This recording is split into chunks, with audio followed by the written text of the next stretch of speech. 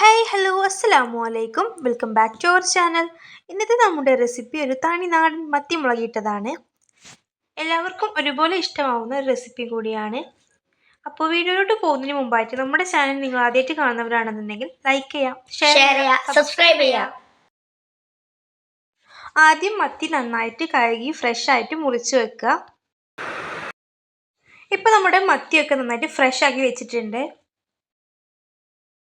നമ്മുടെ റെസിപ്പിയിലോട്ടുള്ള ingredients first കുറച്ച് ഇഞ്ചി വെളുത്തുള്ളി, പിന്നെ ഒരു ഒണിയന്, അത്യാവശ്യം വലുപ്പമുള്ള ഒരു ഒണിയനാണ്, പിന്നെ 2 തക്കാളി, 3 പച്ചമുളക്, കുറച്ച് പുളി, കുറച്ച് കറി ലീവ്സും കൂടി നമ്മൾ എടുക്കുന്നുണ്ട് കേട്ടോ. ഇനി നമുക്ക് നമ്മുടെ പുളിയിലോട്ട് കുറച്ച് വെള്ളം ഒഴിച്ചു കൊടുക്കാം. ഇനി അത് നന്നായിരുന്നു സോക്ക് ചെയ്ത് വെക്കാം കേട്ടോ. ഇനി നമ്മുടെ വെജിറ്റബിൾസ് ഒക്കെ ഒന്ന് ചോപ്പ് ചെയ്തെടുക്കാം, നന്നായിട്ടൊന്ന് ക്രഷ് ആക്കി എടുക്കാം. കറിയിലോട്ടൊക്കെ ഇടുന്നൊരു മല്ലിയാണ്, ഇതും കൂടി നമുക്കൊന്ന് പൊടിച്ചെടുക്കാം. ഇതൊക്കെ ഓപ്ഷണലാണ് കേട്ടോ. ഇത് നിങ്ങൾക്ക് ഇഷ്ടമുണ്ടെങ്കിൽ മാത്രം ചേർത്ത് കൊടുത്താൽ മതി. നല്ലൊരു ടേസ്റ്റ് ആയതുകൊണ്ട് മാത്രമാണ് നമ്മൾ ചേർത്ത് കൊടുക്കുന്നത് കേട്ടോ. ഇനി നമുക്ക് മത്തിക്കറി വെച്ച് തുടങ്ങാം. അതിനായിട്ട് സ്റ്റൗവിലൊരു പാൻ വെച്ച് അതിലോട്ടായിട്ട് കുറച്ച് വെളിച്ചെണ്ണ ഒഴിച്ച് കൊടുക്കാം. വെളിച്ചെണ്ണ ഒന്ന് ചൂടായി വരുമ്പോഴേക്കും നമ്മൾ നേരത്തെ കട്ട് ചെയ്ത് വെച്ചിട്ടുള്ള വെജിറ്റബിൾസൊക്കെ ഒന്ന് ഇട്ടെടുക്കാം. ജസ്റ്റ് ഒന്ന് വഴറ്റിയെടുക്കാം കേട്ടോ. ഈ വെജിറ്റബിൾസിൻ്റെ ഒക്കെ പച്ചമണം പോകുന്നത് വരെ നമുക്ക് നന്നായിട്ടൊന്ന് വഴറ്റിയെടുക്കാം. ഇതിലോട്ട് നമ്മൾ നേരത്തെ തയ്യാറാക്കി വെച്ചിട്ടുള്ള ജിഞ്ചർ ഗാർലിക് പേസ്റ്റ് ഇട്ട് കൊടുക്കാം. ആവശ്യത്തിന് നല്ല ഉപ്പും ഇട്ട് കൊടുത്ത് നന്നായിട്ടൊന്ന് ഇളക്കിയെടുക്കാം. ഇതിൻ്റെ പച്ചമണം മാറുന്നത് വരെ ഒന്ന് ഇളക്കിയെടുക്കാം കേട്ടോ.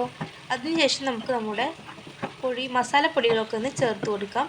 ഫസ്റ്റായിട്ട് കുറച്ച് മുളക് പൊടി, ആവശ്യത്തിനായിട്ടുള്ള ഉപ്പ്, കുറച്ച് മല്ലിപ്പൊടി, കുറച്ച് മഞ്ഞൾപ്പൊടി ഒക്കെ നമുക്ക് ചേർത്ത് കൊടുക്കാം. ഇനി നമ്മൾ നേരത്തെ തയ്യാറാക്കി വെച്ചിട്ടുള്ള മല്ലിപ്പൊടിയും കൂടി ഇട്ട് കൊടുക്കാം.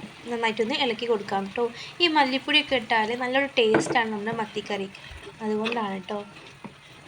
ഇനി കുറച്ച് വെള്ളം ഒഴിച്ച് കൊടുത്ത് നന്നായിട്ടൊന്ന് ഇളക്കി കൊടുക്കാം. ഇതൊന്ന് ജസ്റ്റ് ഒന്ന് വറ്റി വരട്ടെ കേട്ടോ. ഈ കറിയൊക്കെ ഒന്ന് സെറ്റായി വന്നതിന് ശേഷം നമുക്ക് നമ്മുടെ മത്തി ഇട്ട് കൊടുക്കാം.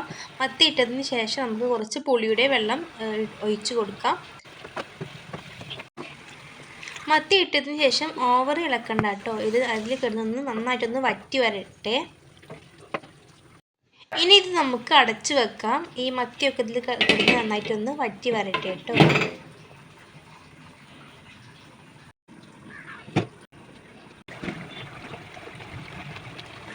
ഇപ്പോൾ നമ്മുടെ മത്തിക്കറിയൊക്കെ റെഡി ആയിട്ടുണ്ട്. ഇനി നമുക്കിതൊന്ന് സെർവ് ചെയ്യാം. ഇപ്പോൾ നമ്മുടെ ടേസ്റ്റ് ആയിട്ടുള്ള മത്തിക്കറി ഇവിടെ റെഡി ആയിട്ടുണ്ട്. അപ്പോൾ എല്ലാവരും ട്രൈ നോക്കാം. എല്ലാവർക്കും ഒരുപോലെ ഇഷ്ടമാവുന്ന ഒരു റെസിപ്പി കൂടിയാണ്.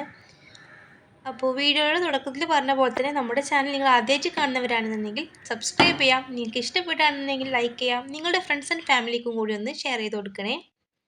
അപ്പോൾ എല്ലാവർക്കും അസ്സലാമു അലൈക്കും, ബൈ.